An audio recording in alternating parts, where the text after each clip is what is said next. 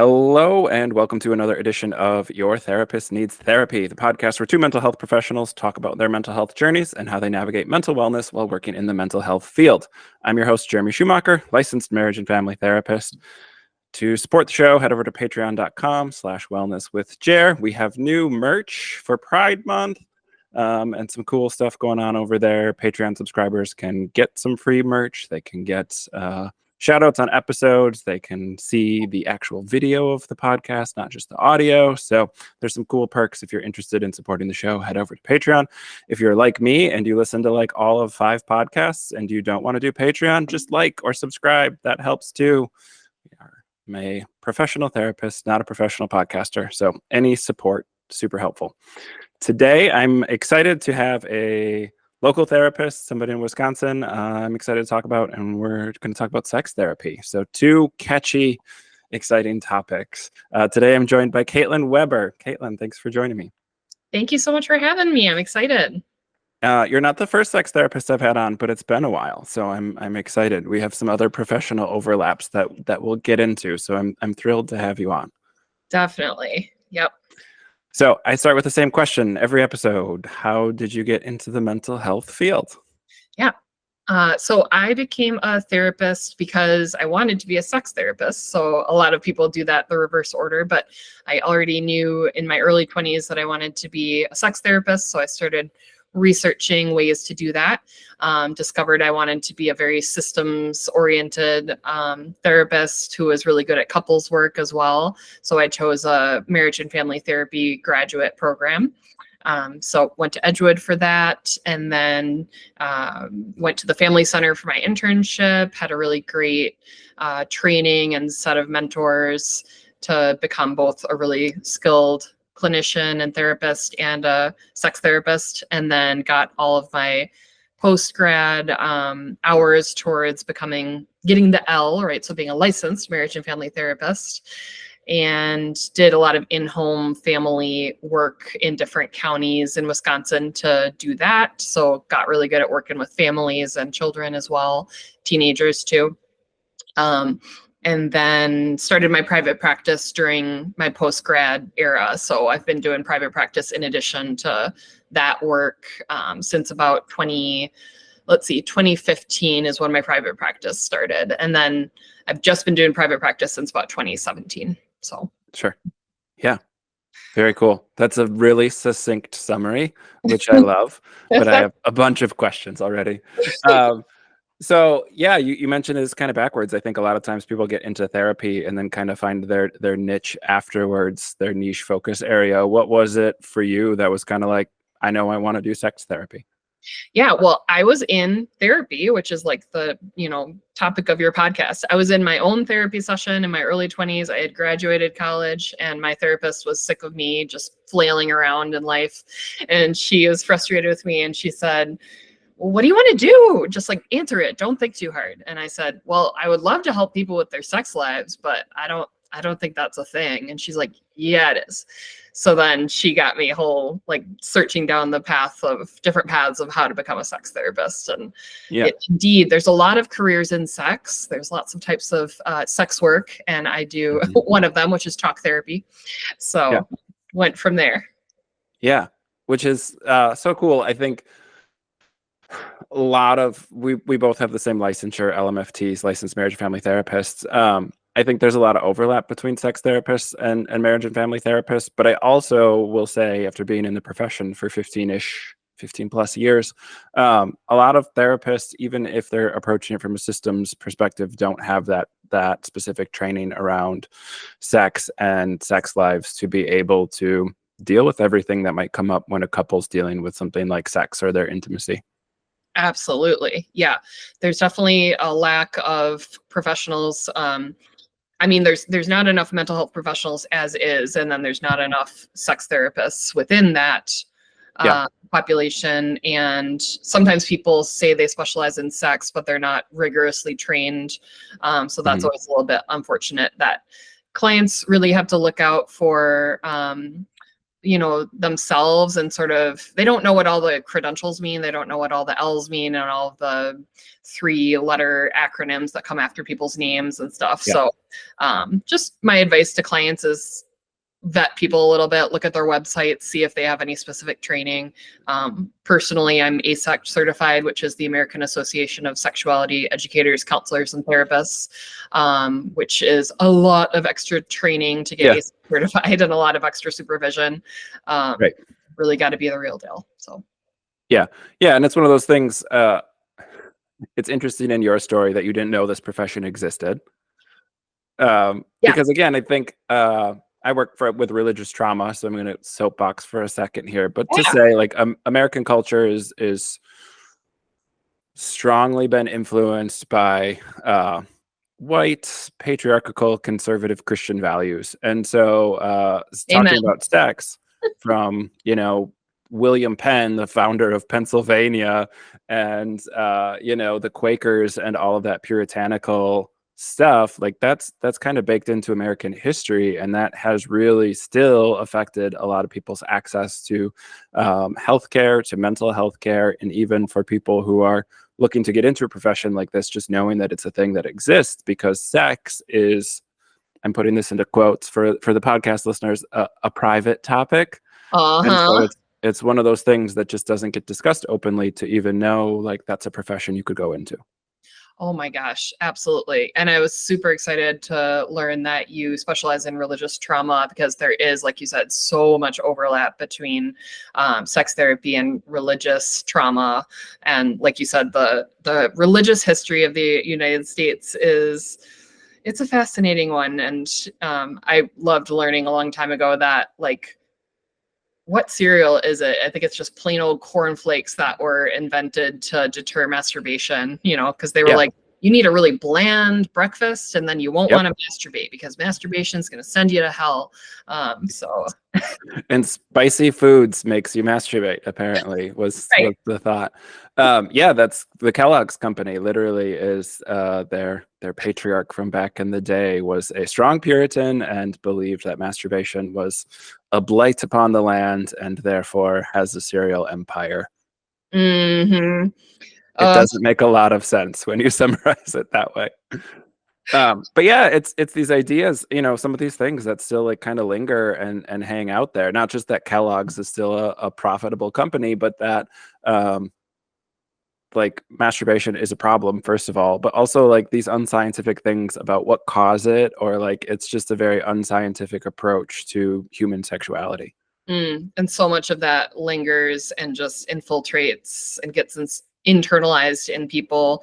And I always say to folks, like, I will always be gainfully employed, because just helping people dig out the sexual shame and the sexual misinformation is always going to be plentiful work. So yes, and with the rise of the internet, plenty more information is available, but lots of bad information and misinformation is what people unfortunately find their way into, because that's what kind of gets headlines and gets people's attention still, is sex as, like, a tee-hee kind of topic. Let's be low-key ashamed about it, instead of, like, there's a lot of science, there's a lot of things we know and understand that are helpful.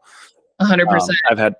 I've had several sex educators on the podcast, and even just, like, the pushback on comprehensive sex ed in our current society is mind-boggling. Oh yeah, it's really sad, just the stuff that I hear about what people learn in both public and private schools, and what people don't learn. These kids desperately need accurate information and a safe place and safe people to go to talk to, because most of them are gonna develop very sexual urges, and that's healthy, that's great, but you have to know what to do with all that, right? Yeah. I often say, contextually, when it makes sense, this isn't just a fun mantra of mine, but, like, I often refer to, like, masturbation as the OG stress relief. Like, it's been a thing for people they've used for stress relief, for regulation of their system, for connection, like, throughout all of human civilization. And the idea that it's a bad or wrong thing is a relatively recent in all of human history development. 100%. Yep. I am like the masturbation, just like, I don't know what to call myself. I'm obsessed with masturbation just in my clinical practice and in supervising people. Like all my supervisees who are becoming sex therapists, they laugh at how much I'm like, okay, but let's talk about the client's masturbation again, because that's where we got to start. You got to start with the foundation of like, do they masturbate? Have they ever? How does it go for them? Do they actually enjoy it? Are they feeling ashamed? When did they start? Did they have privacy for it? Can they translate the pleasure and relaxation that they feel in masturbation to their partner in sex lives? That's always the application of it. Not always, sometimes the application of it. So Right. Yeah. And like you summarized that wonderfully in 20 seconds there, but that can be months, if not years of therapy for all that stuff. Oh yeah. Oh yeah. You're not wrong. And I you know, or along with sexual shame, I see a lot with clients, like this idea of it should be easier, it should be more accessible, they shouldn't feel the way they feel. And I kind of always highlight, like, especially for my religious trauma clients, like if you were raised in purity culture, you have 25, 30 years for a lot of folks or more thinking about sex in one way. It's hard to undo that. There is no magical light switch that you can just flip that's like, hey, all that stuff's gone now. No, it's not going to be. It's not going to be one ketamine session. No, nothing wrong with ketamine sessions, but it's not going to be one of those sessions. It's not going to be a magic pill. It's going to be a process, and sometimes you need 8 to 12 sex therapy sessions. Other times people do need them spread out over a few years. But I'm here for it, and I absolutely fucking love my job. So yeah. Yeah. So I know you also work with neurodivergent folks and are Yes. neurodivergent yourself. Where's that fit in your history? Where does that fit in your timeline? I love talking to other neurodivergent therapists to kind of hear where that fits in your mental health journey as well. Yeah, absolutely. A lot of neurodivergent folks are drawn to careers both in comedy and in therapy. So I find that to be very true, and more and more true as I live as a therapist. So I have ADHD, and I was very late diagnosed, even though I tried to be diagnosed much earlier. But a lot of AFAB people assigned female at birth. We just were especially misdiagnosed or told. We were gaslit. Essentially, we were told, no, it's really all in your head. Like, you're passing your classes, you're doing great in school, so you're fine. So a lot of us just fell through the cracks, especially if we got through school and were pretty good students. But I've always had ADHD, and it was really validating to get that diagnosis last summer, actually. So I've only been diagnosed for a year. Sure. It's just been a really important year for me to learn more about how this affects me, more about who I am, and it's helped me become a better clinician as well, and more neurodivergence affirming to both friends and family, and also to my clients. So, Yeah. And you as well have ADHD, you said. When were you diagnosed? I was diagnosed the last year of my postgrad, so 22 or 23, probably 23 at that time, which is, I kind of highlight that just because it's a very inconvenient time to get diagnosed, just as I'm finishing my schooling. And honestly, I didn't do anything with it for a long time. It was just one of those things that, like, I knew I had ADHD before I went in to see my therapist, and it was one of those things where I went in and was like, just test me so I can get the formal diagnosis. But then I didn't really apply it until I think I kind of went through a lot of my own work and left the church, did my religious trauma work myself, and like got in touch with my body. I think like it's one of those things where I didn't realize how much stuff I was holding with my own religious trauma that was getting in the way of understanding my own diagnosis. And so I would say in the last 5 or 6 years, the way I treat it and the way I respond to it myself has changed a lot. That's amazing. I'm super happy for you. Yeah. That you're treating it now, and that you're understanding it more, and that you're recovering from the trauma, the religious trauma. Do you mind asking what church you were raised in? Sure. Yeah, I was raised Wells. So for people who are in so was Wisconsin, my wife. Oh, nice or not nice. Yes, it's a big deal in Wisconsin. It's named after Wisconsin. It's the Wisconsin Evangelical Lutheran Synod. It is the smallest and most conservative of all Lutheran branches.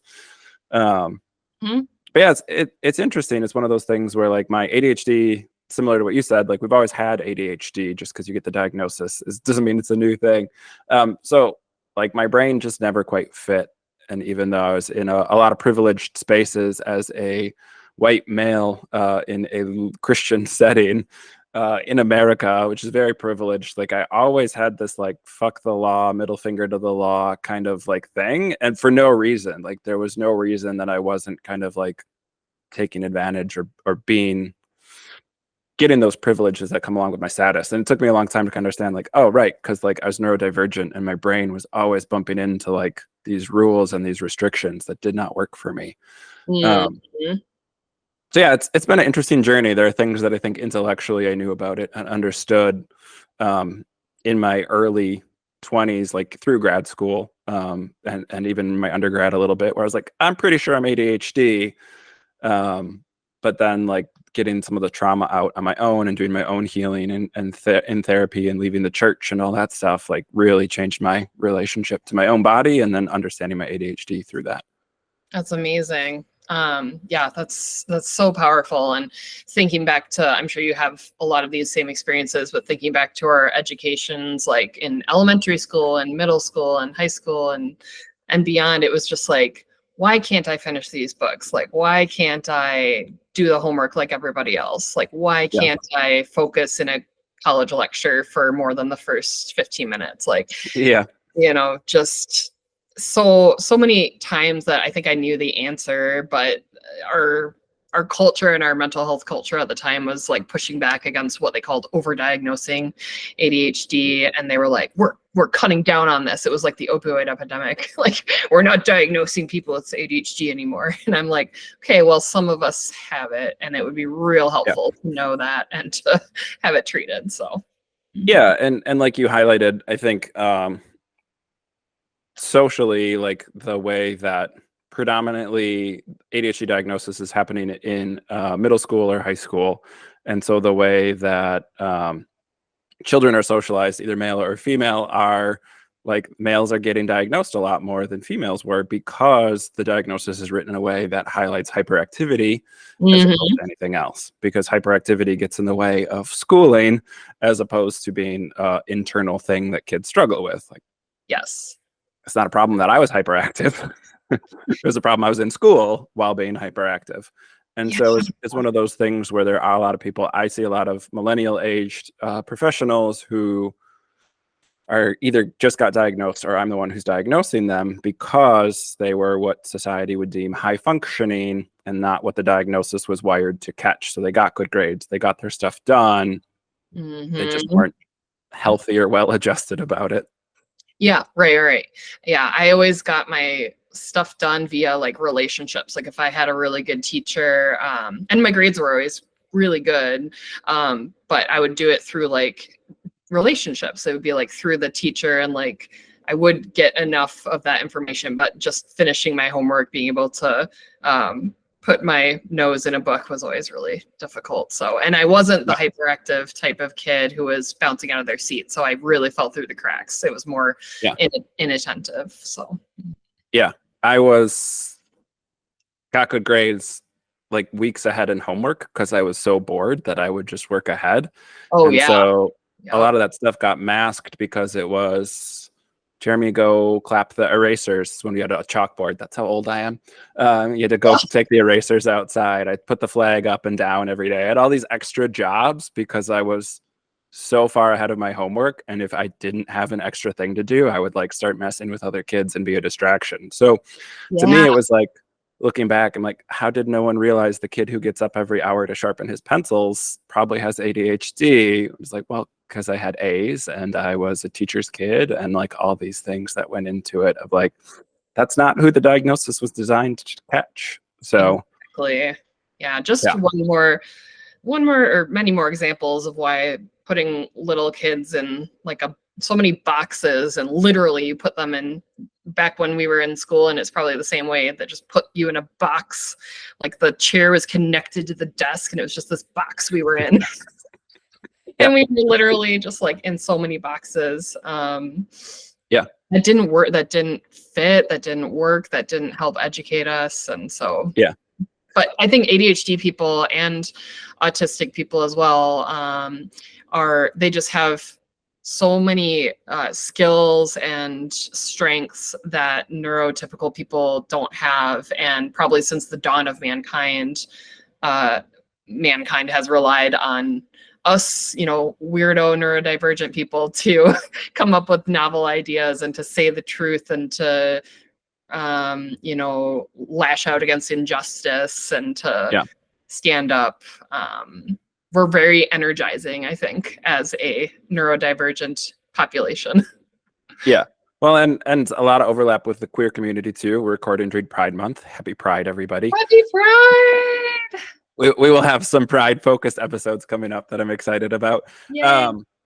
But right, working as a sex therapist, as someone who's neurodivergent, working with the queer community, all of these things kind of overlap. And when we talk about something like shame, whether that's sexual shame or academic shame or fitting in type shame, like there's a lot of overlap in these things where people who don't fit that nice, neat little box are either kind of vilified or they're left to struggle with their own mental health and wellness on their own because they aren't fitting some prescriptive notion of what childhood should look like or what emerging adulthood should look like.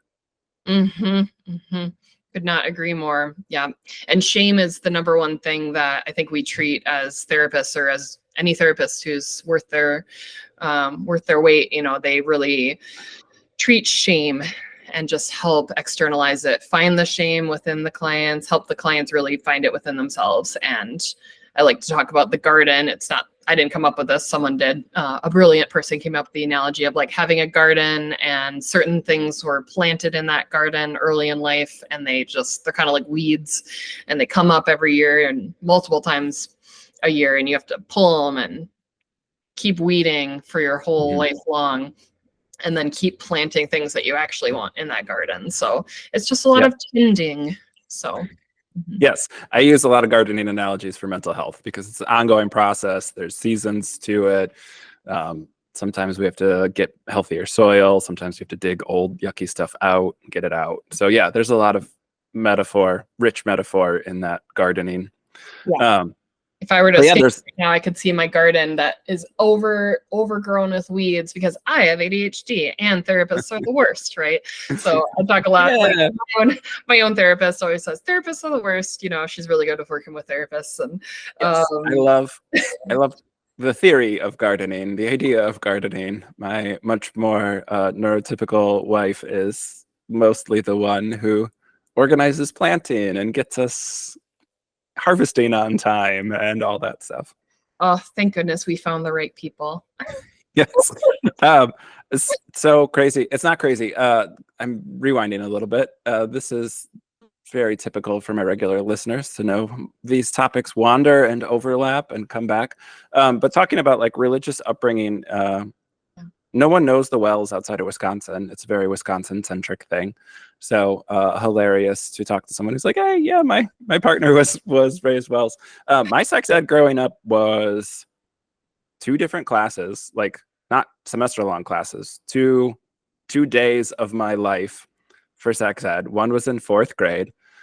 This was like an emergency sex ed because we had a girl who had my doll in her desk, and my entire class, like this was a like engrossing mystery for little 10 and 11-year-old brains to be like, what is this? Why does she have it? The girls in my class found out first and refused to tell the boys. And so this was like a weeks-long thing in my grade school education for like, what is my doll? Why do the girls know about it and we don't? This is an intense mystery. Yeah, this is a formative thing in my brain. I don't know what else I learned in 4th grade. I remember this though. And so we had like a kind of impromptu sex ed where the girls went in one room and the boys went in a different room, and we watched this animated video that was not anatomically correct, that was full of shame and fear mongering around sex. And That's really all I remember. Was I just remember being like the drawings being like, that's not what a penis looks like. Why are we like what is this? It didn't Oh, answer our mystery about what my doll was. We figured that out later. And then 8th grade we had like that. I went to grade school in the late 90s, early 2000s. We yeah. had a really classic 1980s VHS sex ed tape that was full of misinformation and I would say useless. And that was the whole of my sex ed. Like I was raised Lutheran K through 12 and like that's all I ever got. Oh my God. Yeah. Yeah. In the public, so you were in a private school? Yeah. Yeah. I was in a public school. We didn't get much different. We had one day in, or one class in 4th grade, one class in 5th grade, and then one in like freshman year of high school.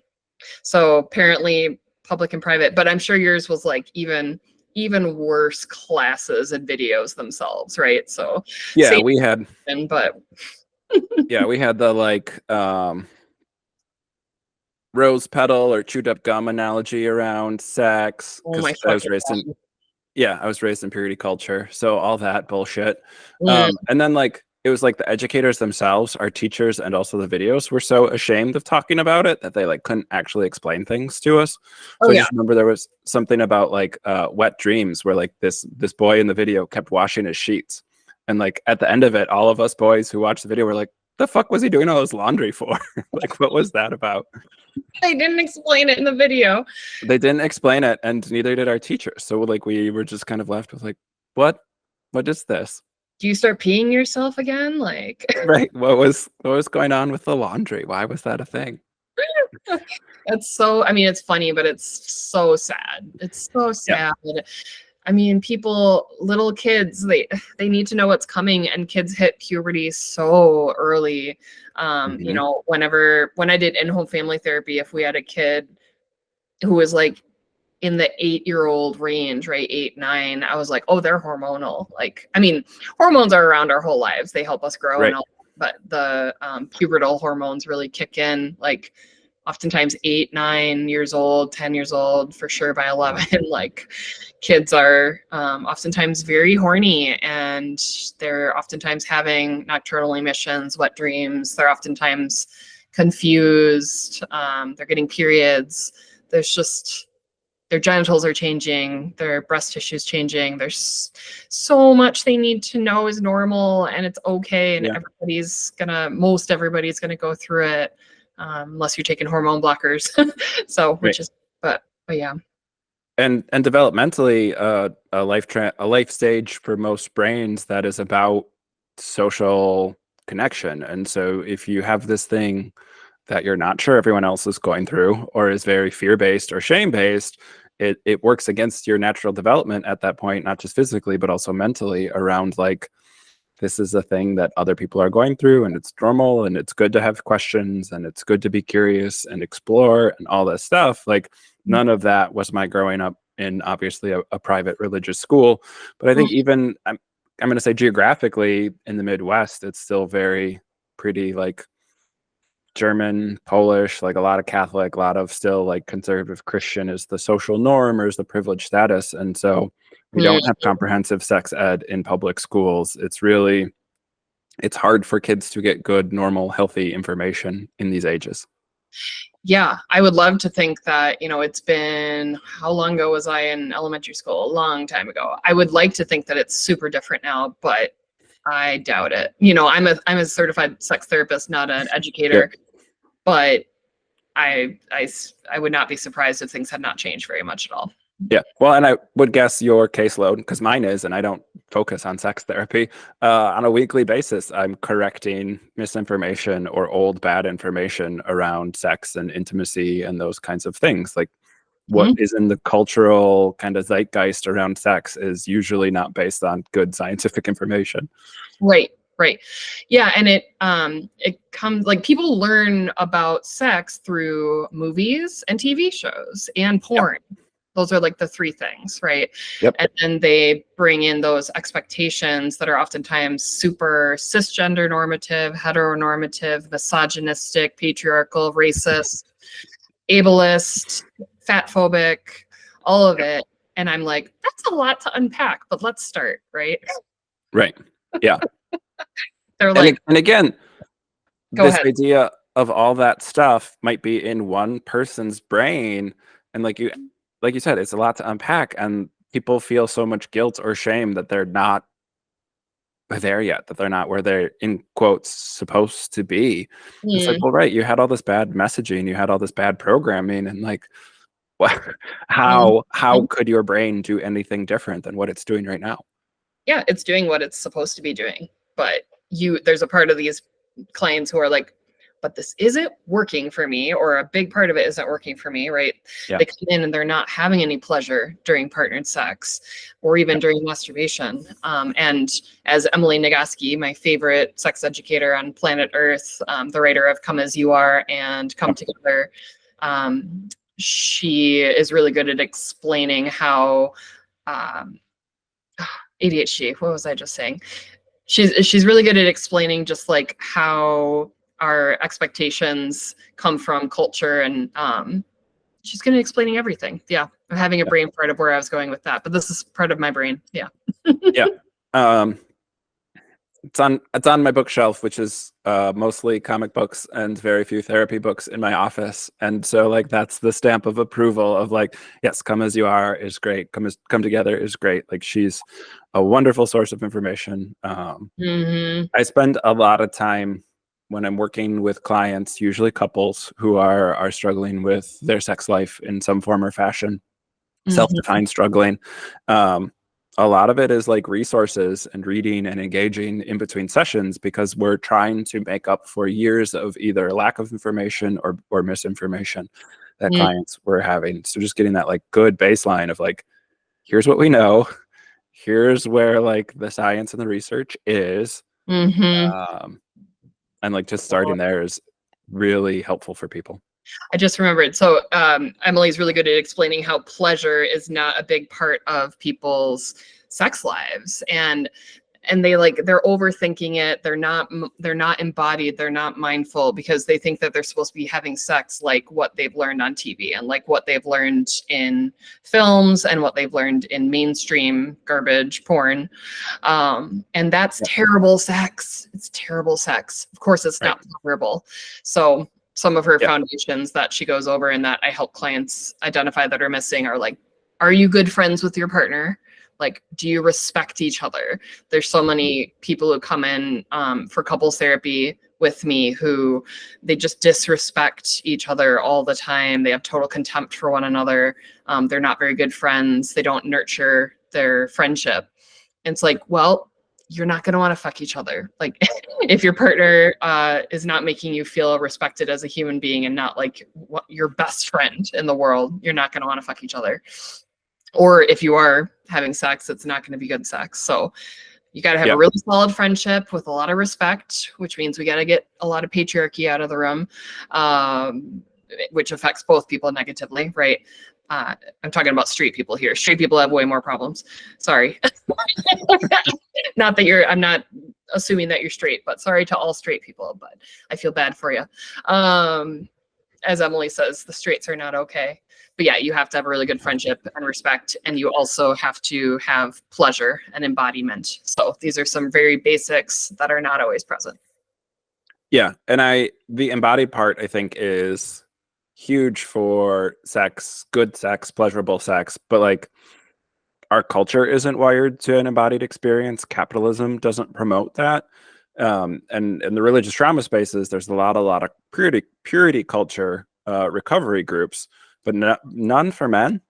Another therapist Mm-hmm. and I tried running one, and we had one person sign up, even though every Oh, therapist was like, "That's so needed, awesome, do it. I'll send you folks." But like, there's so much shame for men to acknowledge that like they've been harmed by this thing.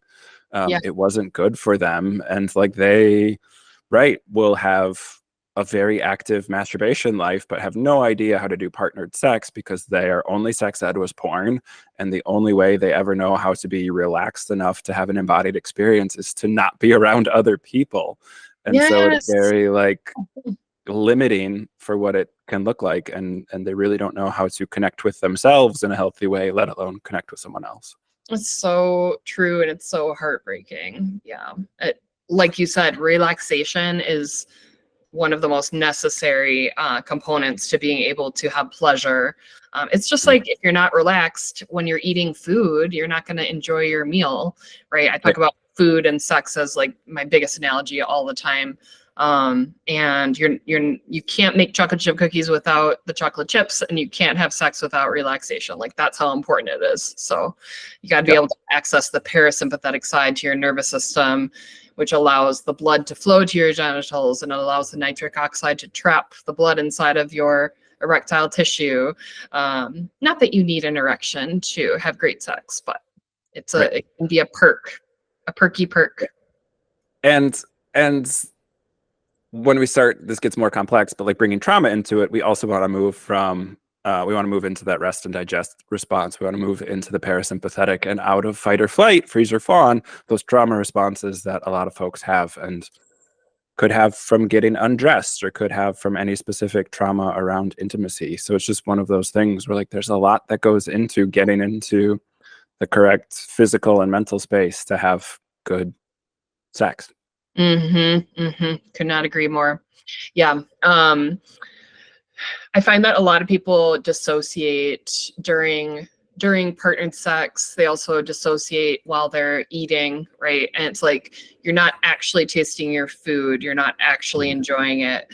You're not actually enjoying the sensations that are happening on your body relationally with your partner. You're just dissociating.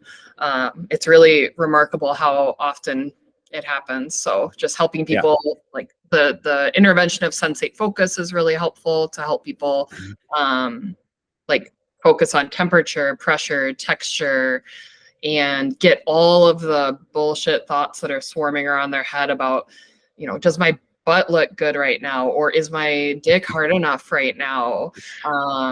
You know, am I going to last long enough? Or am I even going to be able to get an erection at all? None of that's going to help you get an erection. None of that's going to help you orgasm. None of that's going to help you even feel anything. So we got to get all those thoughts out of the room. They're not invited. Slam them out, slam the door shut, and leave the thoughts out there and just be with your body, be with yourself. Yeah. And like performative sex that is all geared around having an orgasm, having multiple orgasms, having orgasms at the same time as your partner, like all of that stuff is like, right, cultural zeitgeist stuff that people get hung up on that isn't helping them actually have the sex life that they want to be having. Yeah, squirting is another example, which is just pee. Yeah. But yeah. Right. That's a separate rabbit hole. No pun intended. The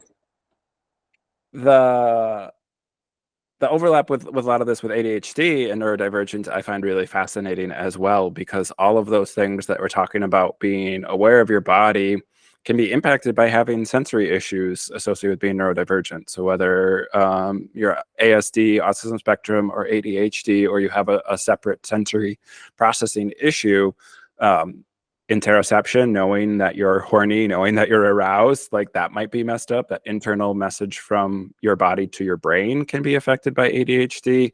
Having sensory issues, not liking certain things on your skin, not being aware of certain things. All of that stuff can come into this, where I talk about with ADHD, dopamine, having good consistent dopamine organically is like sex, food, and exercise.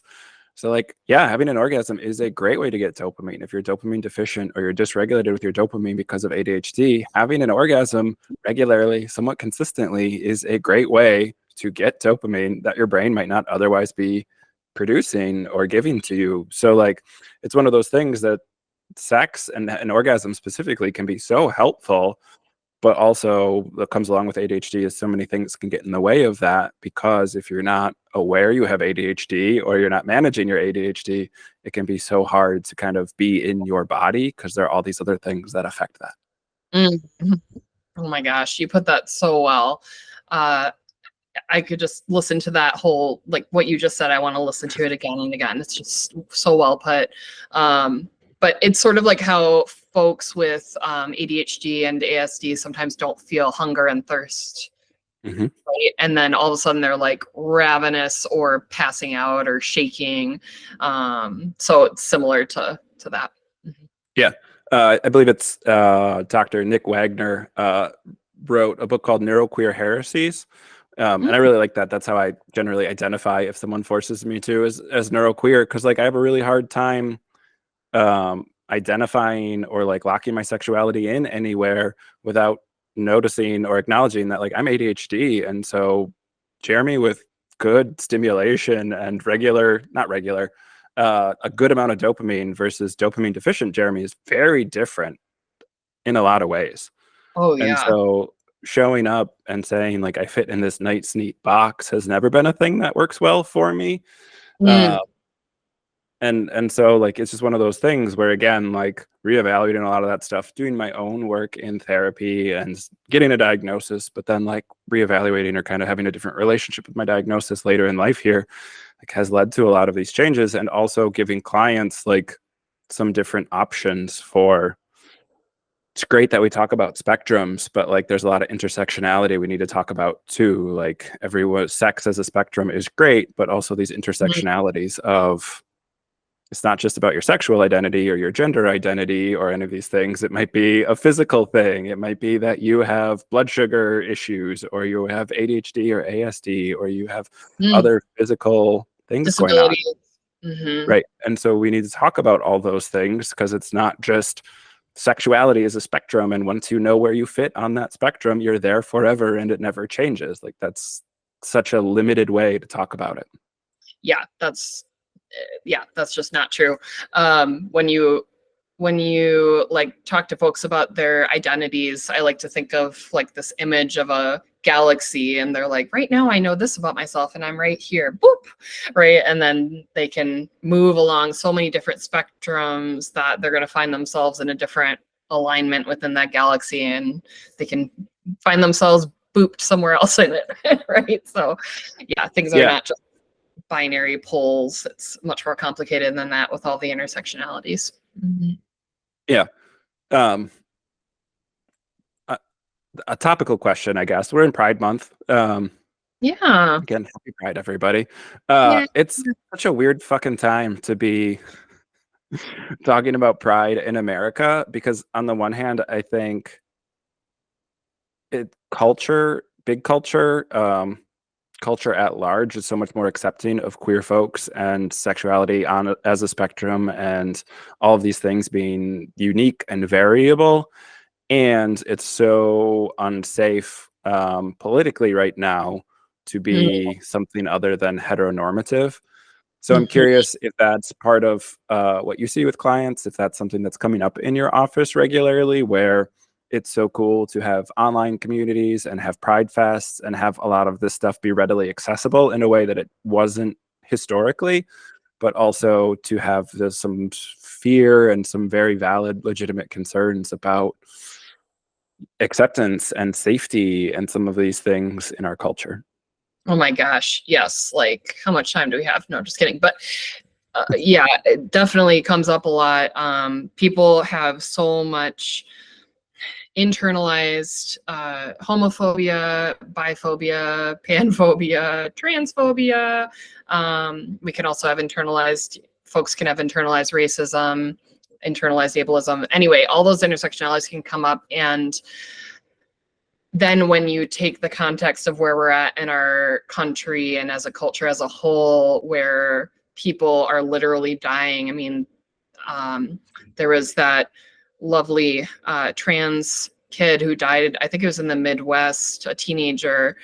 So sorry that I don't have their name on the tip of my tongue, but they so tragically died. I think it was this year, maybe last year, in a bathroom. They were just like killed, Yeah. right, for being who they are and for expressing themselves. That's still happening today. Matthew Yeah. Shepard, like, violence and Yeah. I think next Benedict was the okay. story you're talking about.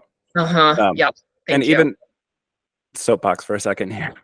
Mhm. Obviously bullied, physically assaulted, and then like the police investigation found no wrongdoing for the kids involved, for the school. So like when we Oh yeah. talk about systemic injustice and we talk about some of these things that are ingrained, like it's ingrained we all as human beings have implicit biases, and culturally, like we don't have, being a straight white cis person, you have a lot more safeguards from systems like the police, like the medical system, than if you don't fit in that privileged space, you don't have those same safeguards. Yeah. And the two examples of trans and gay folks who have been murdered are both white people, right? And the people who are people of color who are trans or queer, gay, not to mention neurodivergent, disabled, right? The intersectionality of all that, they get killed in much higher rates, much higher numbers. It's much more dangerous for them. So I like to remember and also remind my clients who have privilege, like, go to Pride, be out there, because we're probably not going to get murdered. I mean, there were Matthew Shepard and Nex did get murdered, but it's much more common for people of color to be at physical risk of violence and harm and death. So yeah, I mean, really scary times, really polarized times, and also all the more reason to celebrate, all the more reason to be proud of who we are. And going to Pride Fest is so important for people. Like, people's first Pride Fest and first Pride, like celebrating Pride Month, is one of the most important experiences, like metamorphosizing, or is that how you say it? Metamorphosizing experiences for queer people to realize, I am not alone. There is strength in numbers. Like, look around. People are expressing themselves so freely. People are dancing and they're celebrating and they're just being like free and safe and happy. That's how we should be all day, every day. So people who say, why do we have a Pride Month? Why don't we have a straight Pride Month? It's like, because you don't need one. You don't need one. That's you get to the other 11 months of the year. Yeah, exactly. Yeah. So. And I like to highlight when it makes sense, the history of Pride, like, started as a protest, as a response to police brutality, attacking the gay community. And like, the first Pride parade, the first Pride Fest was a protest. It wasn't a celebration, it was a protest. And so it's grown from that. And I think that heritage and those people who have come before us generationally, celebrating that, and also acknowledging that, like, this fight is still ongoing. This is still a thing of, if you're an ally, to show up. It's not just vote. It's not just show up in the voting booth, but it's also show up to Pride, get numbers, show people. The folks in Orlando who are lighting up the bridges because the city won't do it, so they're getting these flashlights and having, different colored flashlights so the bridges have rainbows on them. Like that, those are the things that we need. We need the queer community to have support in that, and we also need allies and people to show up and support the queer community in that.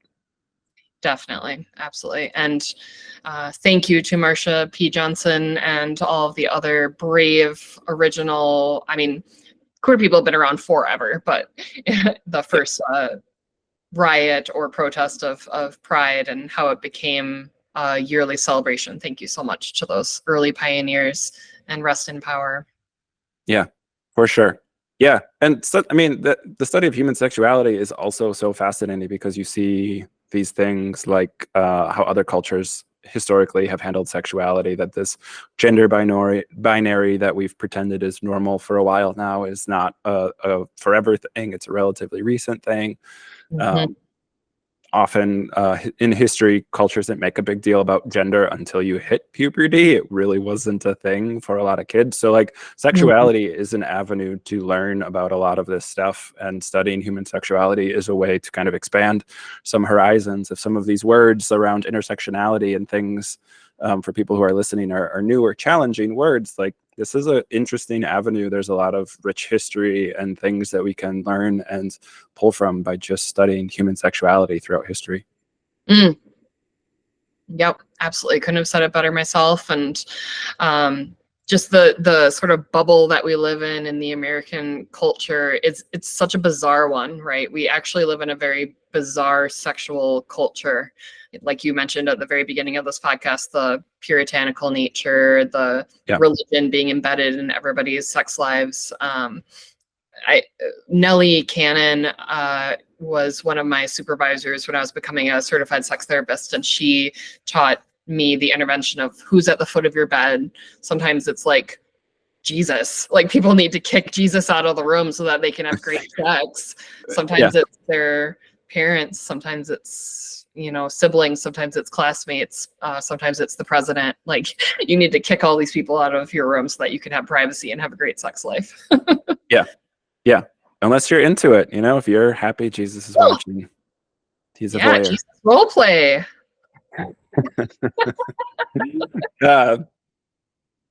Yes.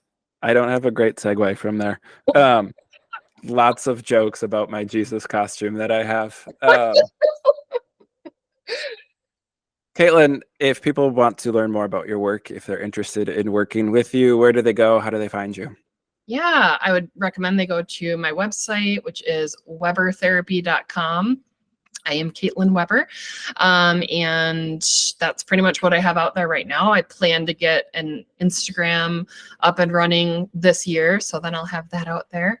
And then if you go on my website, you can find the contact me information and either shoot me an email or use the message portal on there. And I'm pretty quick to respond to email. I hate phone calls because I have ADHD and I'm an introvert, so I don't pick up the phone. But shoot me an email and we will arrange it, and we can always schedule a phone call or schedule a session. Yeah, for sure. And you're virtual only, correct? I am currently virtual only. I'm probably going to start to get 1 day a week in person and then probably build from there. Sure. So went virtual only during the COVID pandemic, and now we'll slowly be offering both. Very cool. And we will have those links in the show notes, so they're nice and easy for people to find. Everyone knows wellnesswithjared.com's all my stuff, all my other pursuits and social media stuff, all links from there. So, Caitlin, thanks for joining me today. This has been great. Thank you so much. I loved it. All right. And to all the wonderful listeners out there, thanks for tuning in. We'll be back next week with another new episode. Take care, everyone.